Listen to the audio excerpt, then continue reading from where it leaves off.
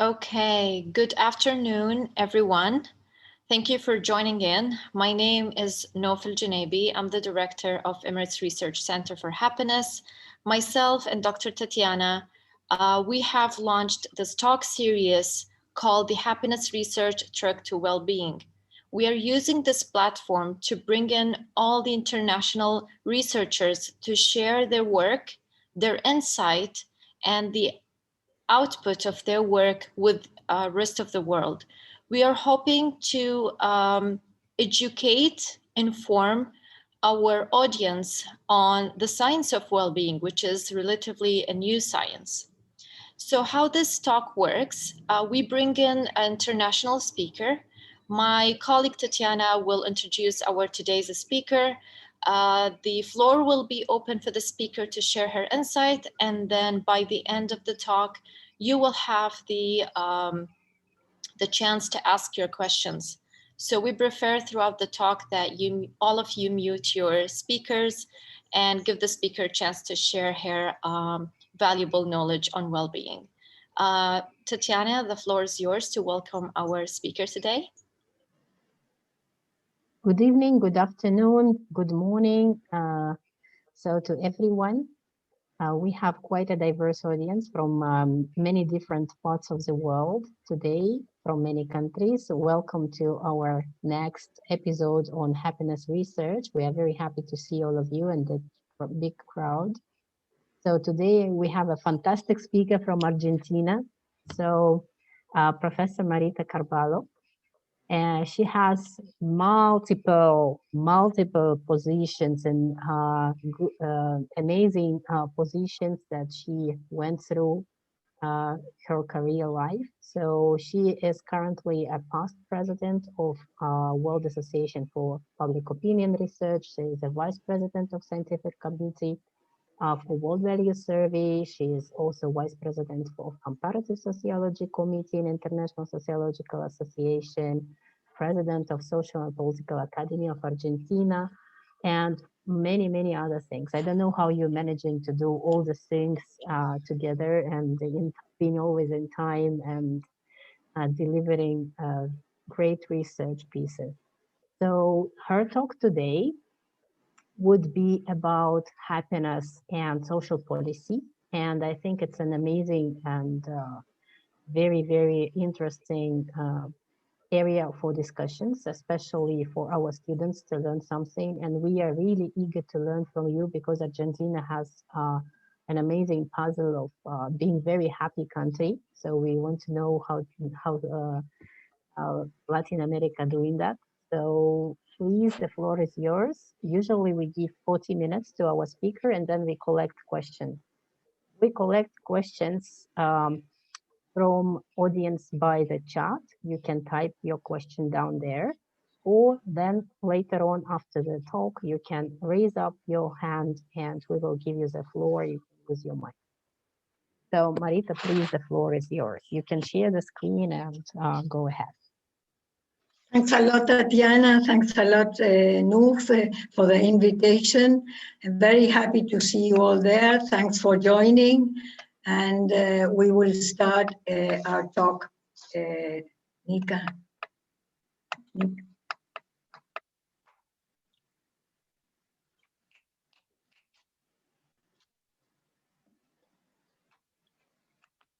No.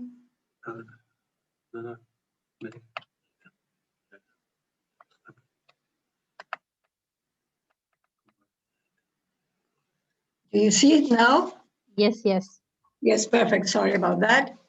Well, happiness is a very important issue, and really I've been working on it since quite a decade now, more than a decade. Understanding it's a very complex issue. What is happiness, firstly? Why are some people happier and claim to be happier than others? What are the factors that are correlated with happiness? Are the differences between countries and cultures in happiness, and why? Is income or consumption the main variable for achieving this state? What can we do personally? And above all, what can we do from public policy to bring well-being to our societies? How can we alleviate, reduce the suffering of our people? How can we do this respecting people's individuality and freedom? Those are some of the main questions that guide the analysis. Achieving happiness is one of the main motivations of human beings. However, given its subjective well-being, subjective nature, it has been excluded from rigorous quantitative analysis for a long period of time. There is always a tendency to consider happiness as a goal to be achieved at a personal level, a personal choice rather than a matter of public policy. But this is the traditional view, and it's been changing very fastly in the past decade. Studies in the field of economics, public opinion, and psychology have shown that happiness is subjective, but it can be measured and related to individual and social characteristics. Knowing the happiness levels of the people gives us a lot of information about a society, its strengths and its weakness. Now, the notion of happiness from Aristotle until today. I will just go very quickly through some of the authors that I think for us it's important to consider, among others, but this is my selection. If we move specifically to the Aristotelian notion of happiness, we will find a clear argument.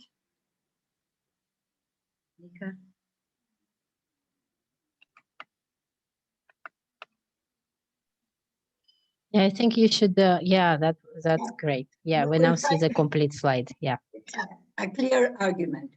Happiness is a concept without which the essence of man cannot be understood. Already in 300 before Christ, Aristotle stated that happiness is the only good that men seek in themselves, and that its conquest means the ultimate end of the human being. Hence, the true happiness is a virtue capable of being attained through actions.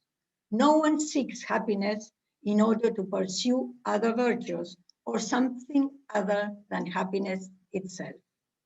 It is clear in the Aristotelian thought that ethics and values are concreted in politics. And this is so because in order to reach the fullness of happiness, which is the development of wisdom, reason, and conscience, in short, harmony, certain conditions and circumstances are needed that only happen within a social and political organization. Already in the Declaration of the Independence of the United States also in 1776, it is held that these truths are self-evident and that all men are created equal and that they are endowed by their Creator with certain unalienable rights, that among these are life, liberty, and the pursuit of happiness. Thomas Jefferson. In Europe, in the 18th and 19th centuries, there were several people we should mention. Jeremy Bentham, that maybe you all know, considered happiness as the most important good. But the responsibility of cultivating and increasing it would be of the state. In his fragment of government, Bentham tells us in 1789 that it is the greatest happiness of the greatest number of people that is the measure of good and evil. Bentham is one of the thinkers who has contributed more to the convert of the political philosophical speculation in a science of human phenomena. He was the first to have formulated the hypothesis that happiness is quantifiable phenomenon linked to democracy and that public policy should put happiness at the center of its priorities. It was thanks to this shift in the understanding of happiness as a quantifiable action and to advances in the social science in recent decades that we now have a simple and rigorous way of how assessing how well a person feels about his life. Also, Edgeworth and Hughes conceived a machine and Fisher a donometer, which measured the pleasure experienced by an individual. And they were a great help to economists to bring closer the study of gross profit to the real world. He said that the economy should pay more attention to people's choices to determine its levels of utility. Now, towards the end of the 20th century, David Lincoln and Og Tellegen in Happiness is a Stochastic Phenomenon, written in 1996, argued that happiness is, broadly speaking, a matter of luck, having the winning ticket in the great lottery of birth.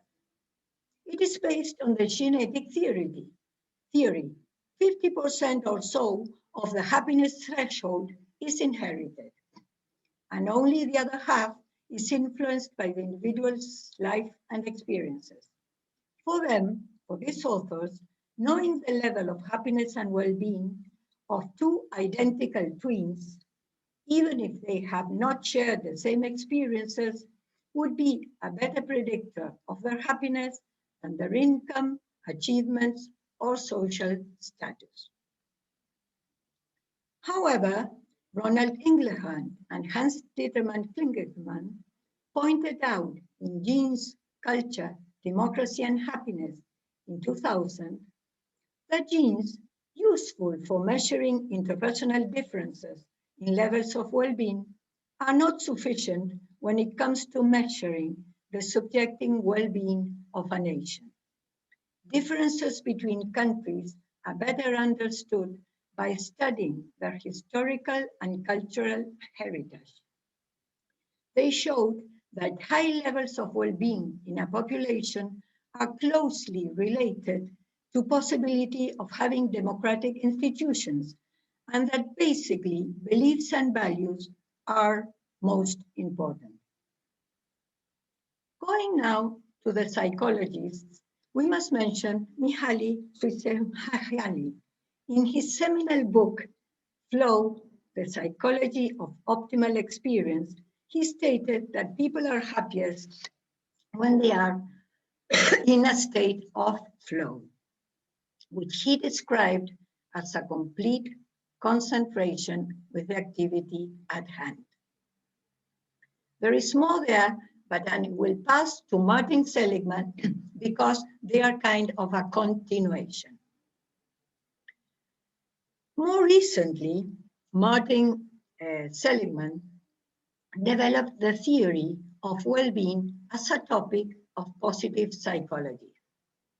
In Flourish, in 2011, he demonstrated that there are 5 elements that make for well-being. 1, positive emotion, which is feeling good. 2nd, engagement, being completely absorbed in the activity, the flow. Relationships, the presence of friends, family, and social connections. Meaning, 4th, belonging to and serving something that surpasses, bigger than oneself. And achievement. He argued that public policies are designed worldwide to optimize the material levels of the population, but that the purpose of wealth creation should be to maximize flow. For their part, there is an author that I like a lot, which is Schwartz, that speaks about how more can be less, why more is less. And he particularly studied this in the US, showing that every day people were faced with an overwhelming number of options to choose, many options, and that these options are in the end conspiring against the individual true needs. And that this didn't improve the quality of life, but more the reverse. An abundance of choice, he said, forces us to invest time, energy, no small amount of self-doubt and dread into each decision, leaving us feeling more constrained than liberated. And that the time spent in making those choices makes us lose time from what really matters for us. Then we have Kahneman, which draws a line between perceptions derived from experiences and perceptions derived from memories. He studies how we make decisions.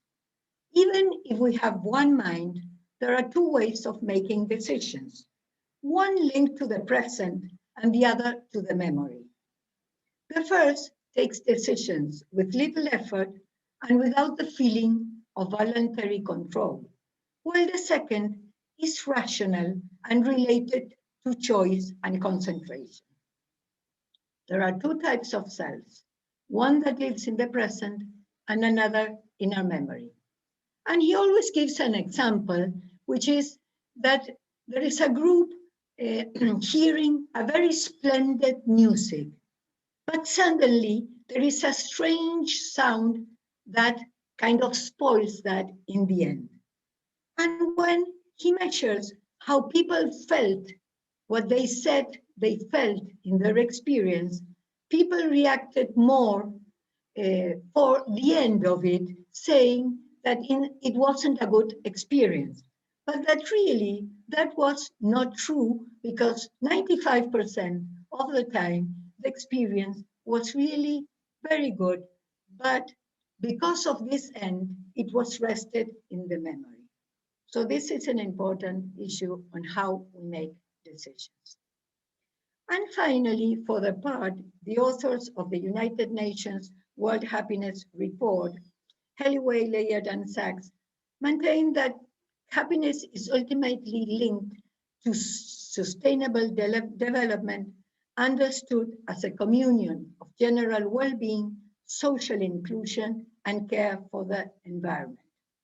The level of happiness has already been incorporated as another indicator in numerous societies, and several governments are incorporating it into their official statistics and into the public policies, even officially with ministers. Now, there are several programs to promote happiness and well-being. I will mention some very shortly, and I will leave in the end of the presentation more detailed examples of this. And there are now the resolution adopted by the United Nations General Assembly in July 2011 recognizes that the pursuit of happiness is a fundamental human objective, that happiness is a universal goal and aspiration embodies the spirit of the Millennium Development Goals. A more inclusive, equitable, and balanced approach to economic growth that promotes sustainable development, poverty eradication, happiness, and well-being for all people is what is required and what we should look for.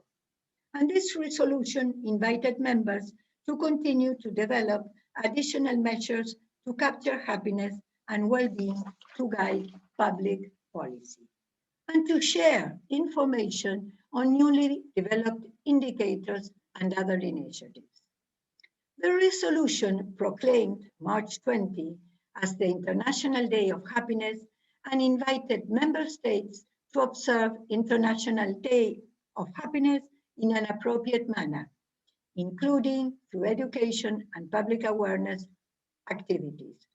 There is always that day a very big gathering of all of us who care a lot about this issue, that we get together and we discuss different issues and reports. The 2030 Agenda and the 17 Sustainable Development Goals highlight the crucial importance of a holistic approach to development. They are a framework and a roadmap for global happiness and well-being. Also, the Organization for Economic Cooperation and Development, OECD, in Better Life Initiative, provides a guide to measure societal progress in 11 domains of well-being, including material conditions such as income, employment, housing, and quality of life indicators ranging from health, work, social relations, civic participation, environment, and safety to subjective well-being. They present the reasons why measures of subjective well-being are key to public policy formulation and why national statistics should include them. They identify the best approaches for reliable and consistently measuring the various dimensions of subjective well-being and provide good guidance for reporting those measures.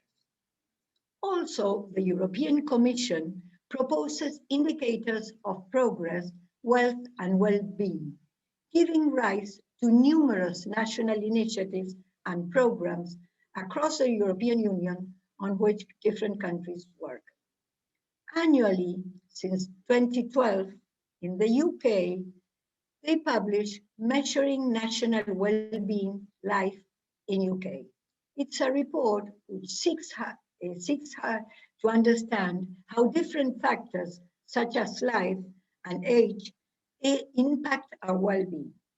Measures of subjective well-being should complement measures of objective well-being in order to have a broader view and design public policy. The government of Bhutan approved the gross national happiness as the goal of Bhutan in its constitution in 2008. And policy actions for happiness and well-being in the United Arab Emirates Council issues annual global happiness policy reports in the World Government Summit, which has a lot of information of public policies around the world. And there is a Minister of State for Happiness and Well-being. So as we have seen, these are some, but there are many different programs. Marita, you don't forget to change the slides? No. No. Okay, sorry. Now we have more slides. Yes. The main data sources of happiness and well-being, I would name three, there are several. One is the World Database of Happiness. And then we have findings of 165 nations and over 2,000 publications. You can go there. The World Happiness Report, we've been just speaking, and the World Values Survey, in which I'm more mainly focused, which is an international research program which studies values and well-being of people in over 115 countries and societies since 1981. In the case of Argentina, we have data since 1981. So we are very privileged in that sense because we got in very early. The World Value Survey is conducting representative national surveys, methodologically very cared in the globe, every 5 years. And it's now the largest survey data in social sciences. The important thing about the World Values Survey, which makes it different from others, has to do with the fact that since it's a very big study, it's not only 1-2 questions, but you have the happiness questions that you can relate and do analysis with many other questions on values and different issues. And then that helps you to much better understand the relations with happiness and the causes of happiness. So to slightly show the differences, In the case of the World Happiness Report, they use a question that Gallup World Poll does every year, in which you have a 0 to 10 later, asking people to represent the best possible life for you, where the bottom represents the worst and the ladder the other. And in the case of the World Values Survey, we use 2 questions. One question is, how satisfied are you with your life in a scale that goes from 10, which means completely satisfied, to 1, which is completely unsatisfied. And you have points in the middle. And then the other question is, taking all things together, would you say that you are happy, rather happy, not too happy, not happy at all? So you have a question on satisfaction and a question on how happy you are. This is only to show the different waves of the World Values Survey and a little bit of the history that you can, I will leave this so you can have a better look. But now we go to happiness in the world. These are the results, more recent results for different countries all over the world that the World Values Survey is covering. And from this data, we can make rankings and maps of subjective well-being at a global level. What this map shows is the subjective well-being, which relates satisfaction and happiness in one index.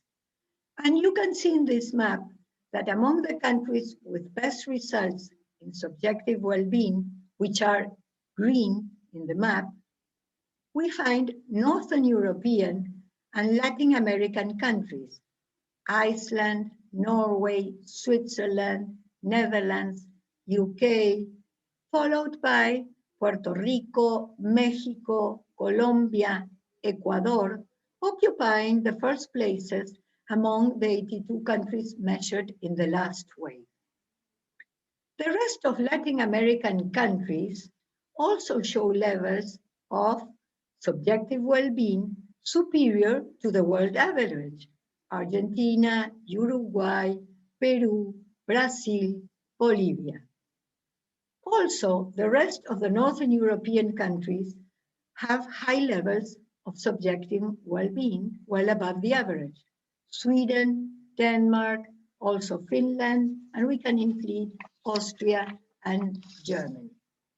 We see then that there are countries with high levels of happiness and high levels of economic development, such as the Scandinavian countries that you see. Here you have GDP and you have subjective well-being.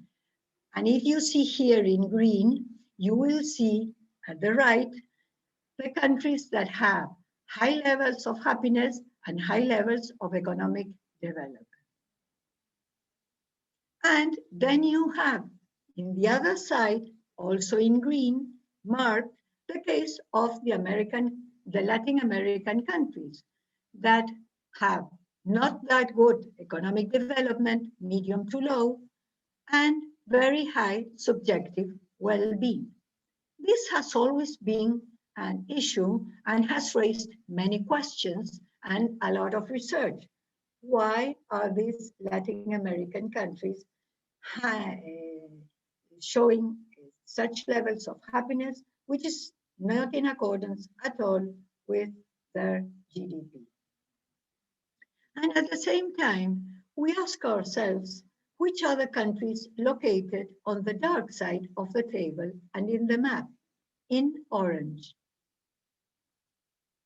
And we see that the countries that suffer from lower levels of happiness are those with low economic development.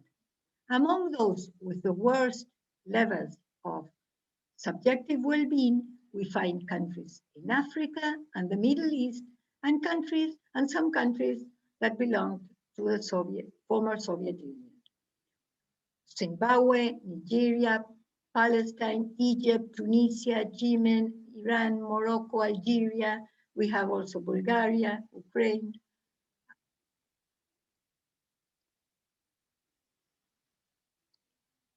And here, just to show, taking World Bank's division, we see kind of the same. Latin American countries, very high, and African countries, very low.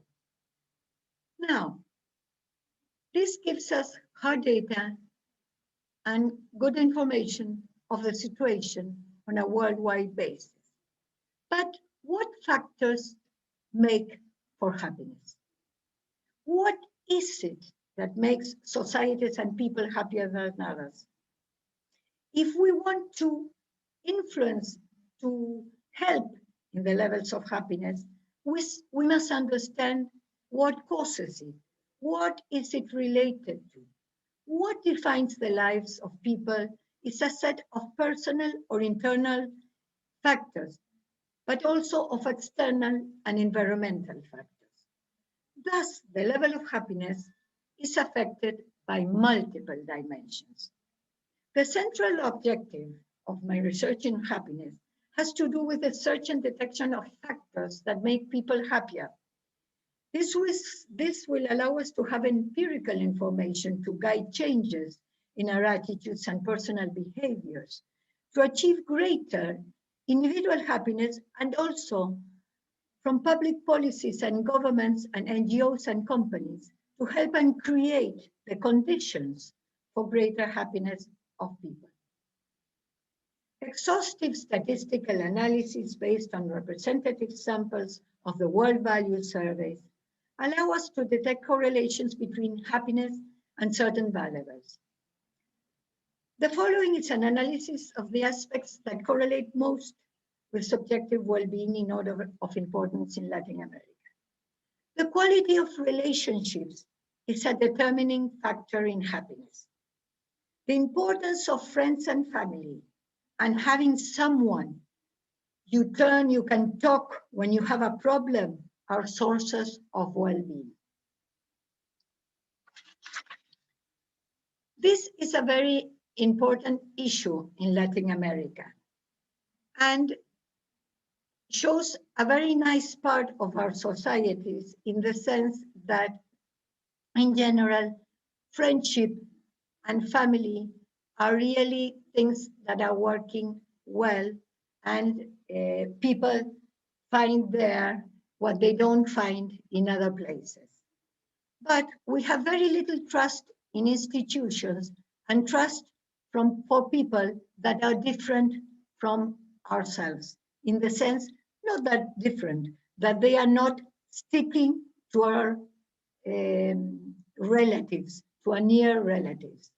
We tend not to trust people that are not near to us, and we tend not to trust institutions. So there is a lot to do from public policy and from the political side in order to create the circumstance for a better construction of social capital in our society, but maintaining this nice thing that makes us happy and that in some way is supporting this lack of state support and political support on the other side. But this is what is the main reason or the main correlation with happiness. The second is health. Better health brings higher levels of happiness. And happiness also is a predictor of better health in the future, which was confirmed by medical evidence. And when we refer to health, this implies both physical and mental health, psychological well-being. And we will see with some data I will show shortly that this is very important, especially in pandemia, and because what pandemia is causing to our psychological health, not only to our physical health, which is quite obvious. Then income. Although, as we've seen at the national level, the GDP is not sufficient to explain the degree of satisfaction with life, it has to do many times and in many countries with other things, we see that within countries, the higher the level of personal or family income, the greater the happiness. And that in all countries, it is those who have the least who are the most dissatisfied and unhappy.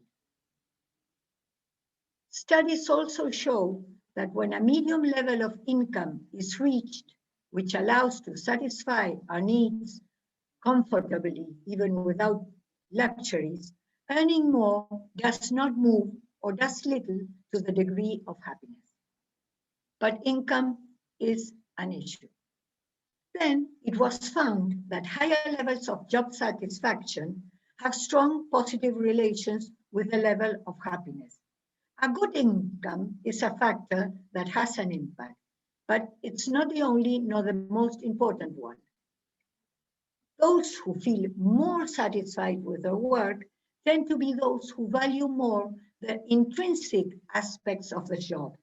That is, a job that is in line with my capabilities, a job that I like to do, a job where I feel I can achieve something, a job where I feel I can do well to myself and to others. Those who feel proud of what they do are happier. And then we have the other side, which is unemployment. This is a very important issue for public policy because unemployment brings a very strong decline in happiness levels, even more than the loss of income it entails. And studies have shown that the impact of unemployment on subjective well-being remains even when the situation is resolved, and that it takes a long time to return to the previous levels of happiness when it's achieved.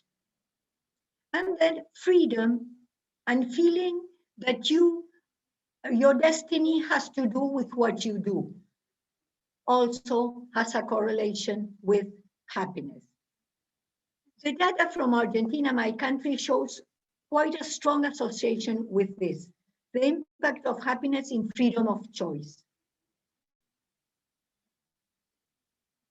And then we have some demographics, and basically I would like to speak about the age impact because you will see how it has changed in pandemia. You have heard, I'm sure, following happiness studies, that in most countries it has a U shape. The younger and the elderly are more, show themselves more happy than those in the Middle Ages, which have a more demanding job to do, a more demands on life than the other two. This, at least in the case of my country, has changed in Argentina. Now, I would like to tell you a little bit of the impact of pandemia in the case of Argentina. We've been doing some work with a university in Argentina, UADE University, in the Center for Social Studies, some studies on pandemia to see the impact of COVID in several issues, but also in happiness in my country. And we found in last July, August, a very strong drop down in satisfaction with life, which really generated a lot of worry. The COVID pandemic has imposed a disruption on the way people live their lives. We all know that because we suffer it personally. The impacts are visible in all aspects of our life. It has affected our work, study, consumer, socializing, family life, our relationships, our health, our role as citizens, our perceptions even of the authorities, and even the meaning of our homes. And that's why we did all these studies. Argentina is one of the countries that has had a great drop in GDP in the last 2 years, and it was aggravated by its prolonged isolation. We had a big, long lockdown. 6 out of 10 Argentinians consider the coronavirus to be a major threat to their health and to their economy. And they are worried about the possibility of being contagious, but they even have a higher fear of unemployment.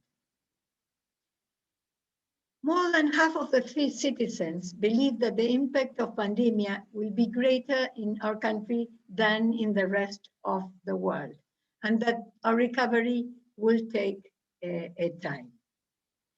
There is also something that we studied a lot, and it has to do with education and what is happening in the houses and with those families that have children at school. Because school closures have affected education systems, and we have had our schools practically closed the whole year. And reopening has become one of the most recurrent issues on education policy agenda nowadays. We did a study with 800 parents of children attending primary and secondary school, and we found that while teachers have been re-evaluated for their effort in adapting to the new system, there is a majority belief that students have learned less on the one hand.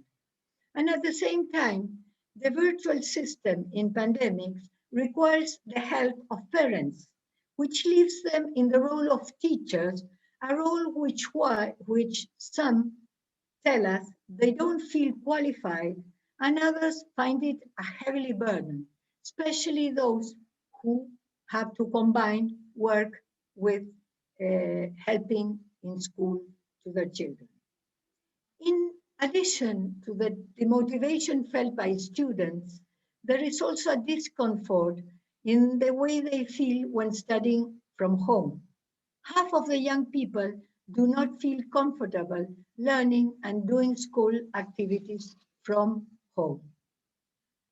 And 6 out of 10 registered negative emotions, such as discouragement, tiredness, depression, anguish, boredom, and sadness. Students miss a lot the relationship with their classmates and teachers. Social isolation is affecting them negatively, psychologically, and this may leave traces in the future. Also, because of the pandemic, there is a significant, there are some problems that were there, but they arose in much more visibility. And this is the gap in the difference between the rich and poor, and the significant gap in connectivity and device usage between lower and higher classes, between private and state schools. So this is something to which public policy, yeah. Okay. Now then I will pass to impact on well-being and mental health. You can see in this chart how satisfaction with life has dropped down. The unhappy have grown from 5 to 20%, for example. And the average has dropped down from 7.7 to 6.1. The lower we found since we started measuring in the 80s. And there is an interesting thing. We don't have the U age anymore. Those who suffer more are the younger. That's why I showed you the education and what was going on. Young people are suffering more than the elderly. The elderly are showing more resilience. So we don't have the U shape anymore at the moment. What is happening? Argentinians tell us that 7 out of 10 in the last 7 days felt anxious. 6 out of 10 didn't want to read or know any more about the pandemic on the news. 6 out of 10 had sleeping disorders, 55% eating disorders, Almost 4 in 10 said they had been depressed. 3 in 10 felt alone, afraid. People tend to smoke more, to take more tranquilizers, to drink more if they did that before. And again, the feeling of loneliness is stronger in the younger people than in the elderly. And always those who suffer more are the lower classes. In 2015, with this university, we asked the same questions. So we know people that are telling us that very often, almost always, they had this situation at these times. And you see how sleeping problems have grown, how worried has grown, how people are tired without energy has grown, how depression has grown, and how bad mood has grown. So there are great psychological traits between and changes between 2015 and 2020. So what I would like to say is that how the focus on happiness must be put, especially after the pandemic. And there are many, many, many things that we can recommend on a personal level.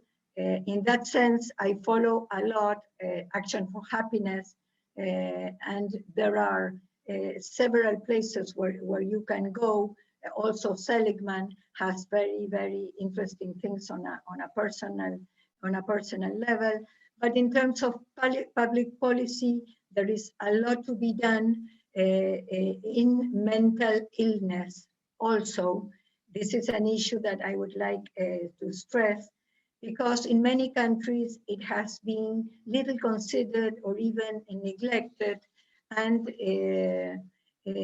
we must ensure, governments must ensure that people with problems, mental, psychological problems receive treatment, and that these people, and that we help people to develop social emotional skills for better mental, to cope with this situation, and help them to learn and know about their own emotions, and can self-regulate and emphasize with emotions, can help improve their relationships. We must work a lot on the issue of mental illness and personal relations.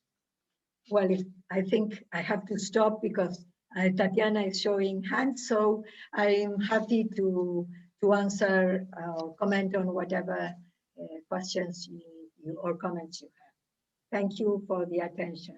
Thank you very much. Thank you very much, Marita, for amazing talk. It was really, really very good and detailed. And I think that many of us have a lot of things to think over. We are ready to collect questions. If you have questions, you can please type them in the chat, or you can raise up your hand and ask questions. So I can take the opportunity to be the first one because I have a couple actually. And that's, I think, the most interesting, discussable question that might bother many people.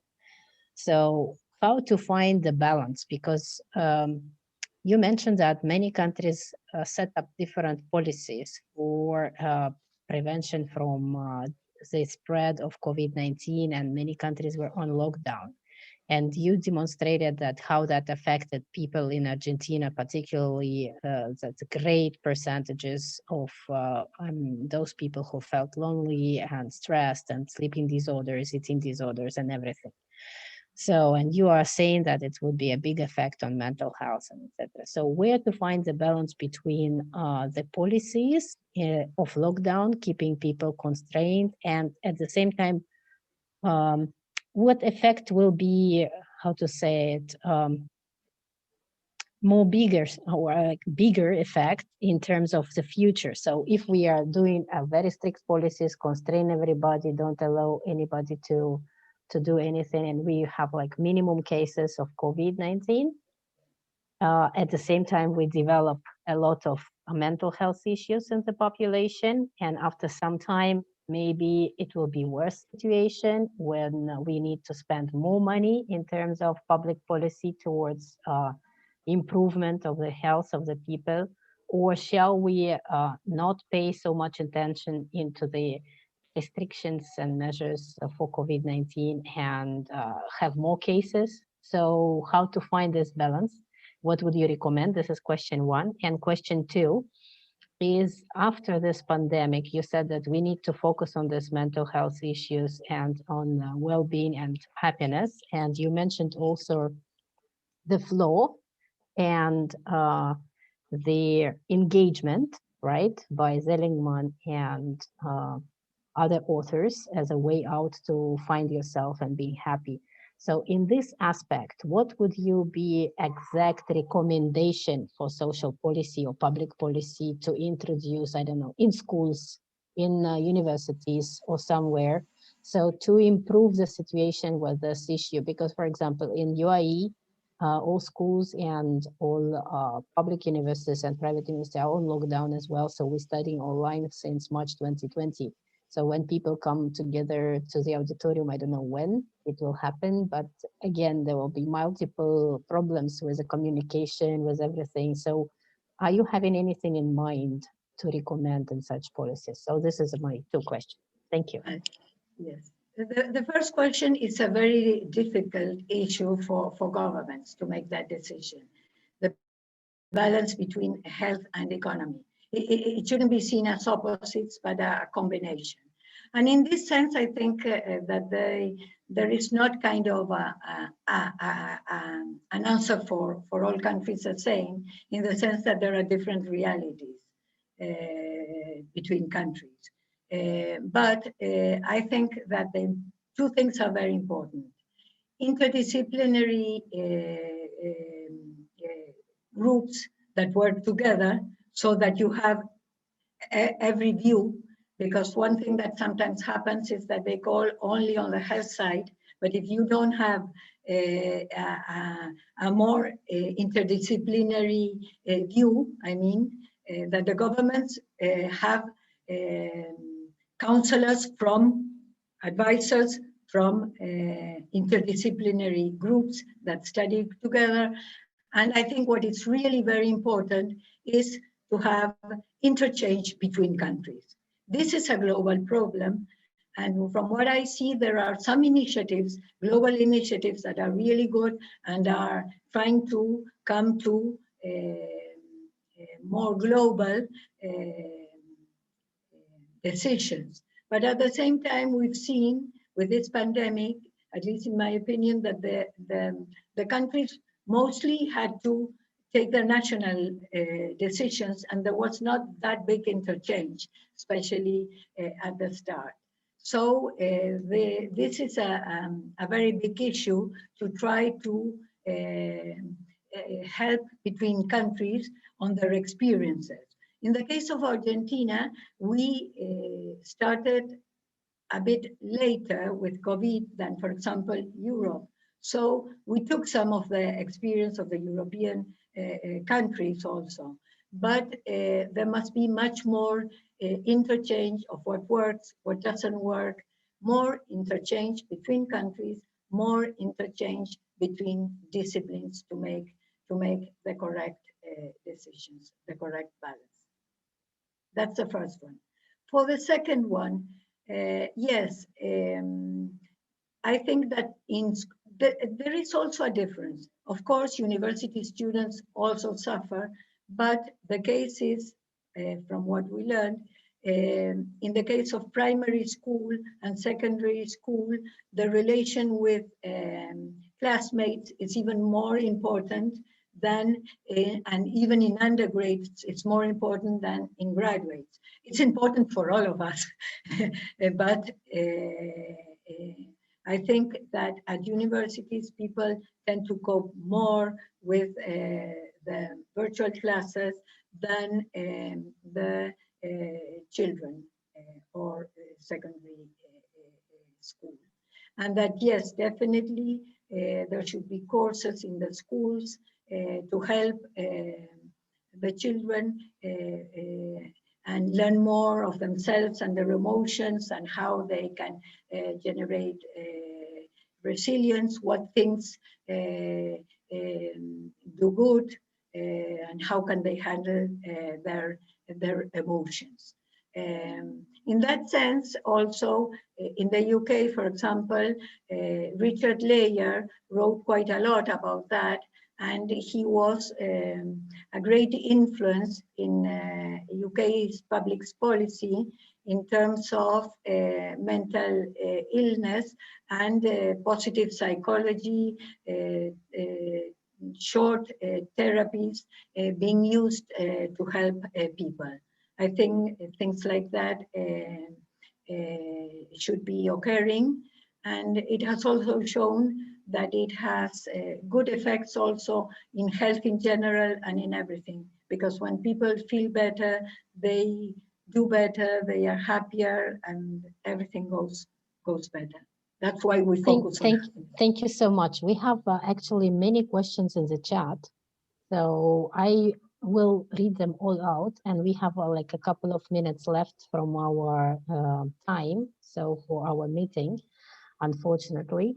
But let's read them out, and maybe Marita, you will try to answer them fast somehow, because it's also very interesting questions here.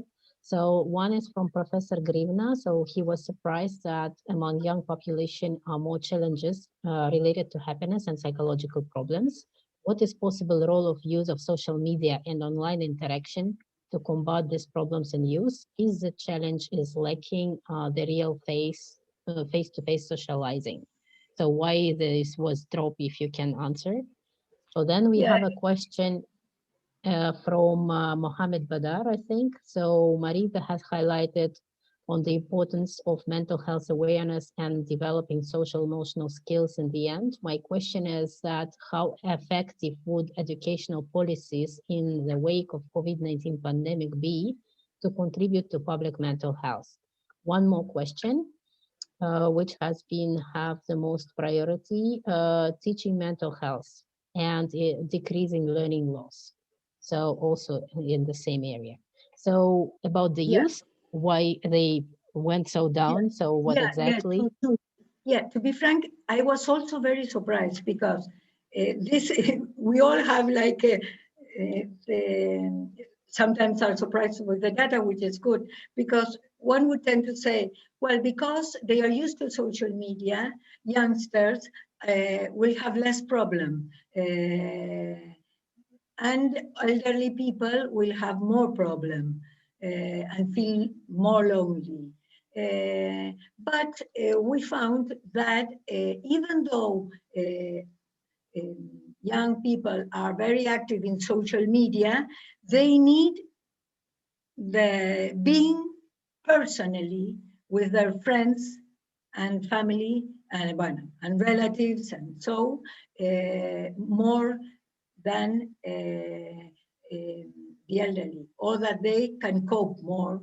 The elderly are more resilient to not having it. With social media, what happens is it's a great instrument that can help a lot, but also the problem is when people are all the time there, and if it goes for too many hours, then it's not good. And people tend to feel not more better, but even more lonely.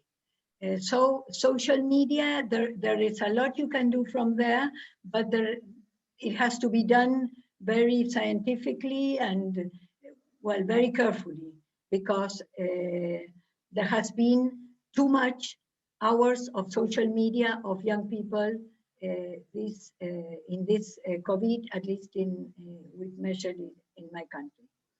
It's a great question, teaching mental health or decreasing learning loss. Well, we must look very well in every country how was the learning loss and what is happening with mental health. Of course, we must do the two. It's very difficult to say what priority. But if you see that the learning loss is really very, very big, it's a very big issue. Children need to be educated. So we must measure what happened in every country and in every stage with education, and make decisions with an holistic view of the problem. Okay. Thank you so much, Marita. So I think there was very interesting questions. Unfortunately, we couldn't give more time for the questions because the talk was a little bit longer. But indeed, you are a fascinating speaker, and I think that we would like to discuss more with you on your point of views and etc. So, but however, we have to close down our session now, right, Ms. Noof? So. Yeah, thank you, Professor Marita. It's such an informative session, and I'm like Dr. Grivna, I'm really shocked that the elderly are more resilient than younger generation. Thank you, everyone, for being here today. Dr. Marita, thank you. And we're happy that we haven't had to wake you up too early. You know, with the time difference, it's really tricky part. And just yeah, and I would like to inform everyone, we usually upload the episodes on our channel on YouTube. Just look up for Emirates Research Center for Happiness on YouTube, and we have the channel there. And all previous episodes have been also uploaded already. Thank you once again, and we should keep such discussions going. Yeah. Yes. Yeah, thank you very much, Marita. So indeed, it was a lovely talk. Yeah, thank you so much. And hope see you everybody next time, next month. So keep watching the news. Bye-bye. Bye-bye. Take care and thank you.